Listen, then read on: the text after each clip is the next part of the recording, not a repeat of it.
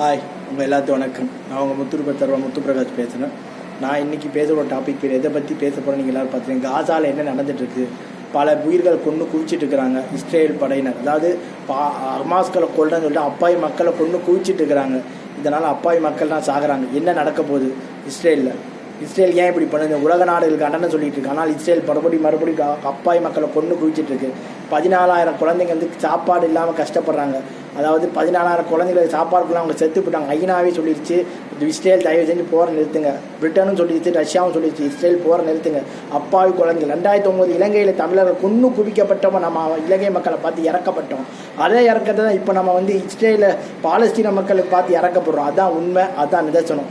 இதை நான் பேசுகிறேன். ஸோ அந்த மக்களை நாம் எப்படியா காப்பாற்றி ஆகணுன்றது நம்ம கடவுள்கிட்ட, நம்ம சிவன்கிட்ட விஷ்ணுகிட்ட வேண்டிக்கணும், கிறிஸ்துவர்கிட்ட வேண்டிக்கணும். தயவு செஞ்சு அந்த மக்களை காப்பாற்றுங்க இறைவா.